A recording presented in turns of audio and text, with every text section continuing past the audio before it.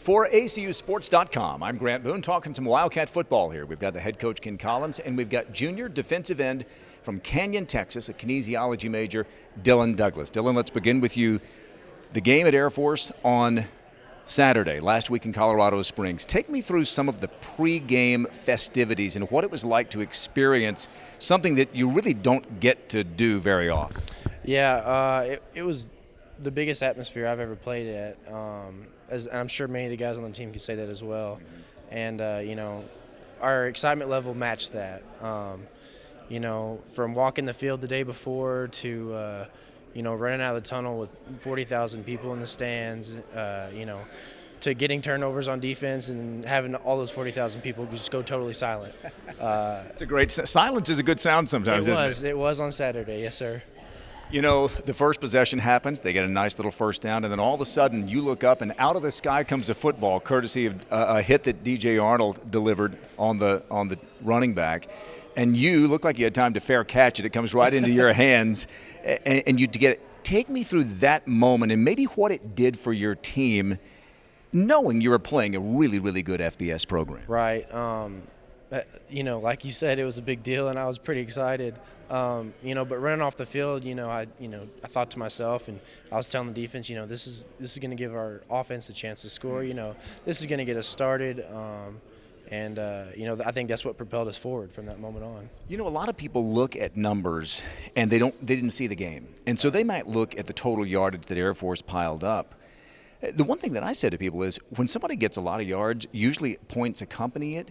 To only give up 37 points, in my opinion, felt like a really impressive effort against a veteran offense that runs a system that you just don't see very often. What would be your grade for what your defense did against that Air Force offense?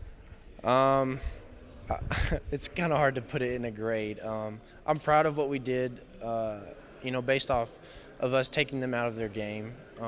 We kind of forced them to start throwing the ball and start running the toss around the outside. But I guess if I had to put a grade on us, I'd probably give us a B-. Well, let's just ask your coach what grade he would get. I'm not even going to ask you the grade. Right. The point is, I'll say this.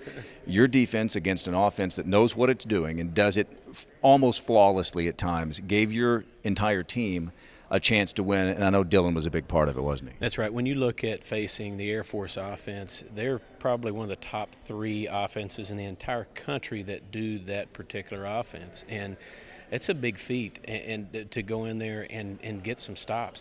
One thing we knew that we needed was a couple of turnovers early, and that's exactly what we got. Now, on offense, we could not capitalize those into points. We were still trying to figure out matchups and things like that. But I'm super proud of our defense. I think we had a great plan. We made them go down the list a little bit on some things that they wanted to do, but you still got to continue to get stops. And the thing is, the biggest thing that needs to help our defense is our offense moving the ball and scoring in the first quarter.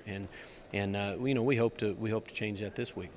You did score early in the second quarter. You scored again in the third quarter. You're down 28-14. You've got it first and goal at their 8. That drive ended with no points on a missed field goal. But big picture, 37-21. The takeaway, you told me, was positive, wasn't it? Yes, it was positive. Nobody takes positives out of not winning a game because you work too hard. I mean, this is for us and for those guys. You work too hard to be okay with a loss, and so nobody's walking around okay with the loss. But what I think we realized and what I saw in the game, I saw enough to make me know that we're going to be okay, that we're going to be highly competitive in this league. How much we improve, I don't know, but I know we've got a lot of room for improvement. This time, comparing this team to last year's team, our ceiling is way higher, and we've got to learn our personnel. We've got a lot of new guys. Learn our personnel, figure out what exactly they're going to do properly in the game, not in practice, but in the game, and then just keep building little by little and week by week. Well, this week it's ACU versus University of Northern Colorado. This doesn't happen very often. 2 of your last 3 games will be against the same non-conference opponent. You ended last year against Northern Colorado. You get them Saturday to open your home season. had a shootout up there in Greeley last year. Offensively, this is a tough team to defend, isn't it? Oh, no doubt. They are very similar to us in what we do scheme-wise. They've got good skill people. They've got a veteran quarterback. They've got a running back that can score from anywhere on the field. He's got top flight speed for a running back, and so our defense has their hands full. And offensive, as far as us on offense, their defense is similar to what we do. So I don't think anybody, our offense or our defense or theirs, is going to show each other anything drastically different. It's going to come down to good old-fashioned execution and who plays the cleanest. Well, it happens on Saturday night at Shotwell Stadium. It's ACU's final season at Shotwell, the 58th and final season there at that facility.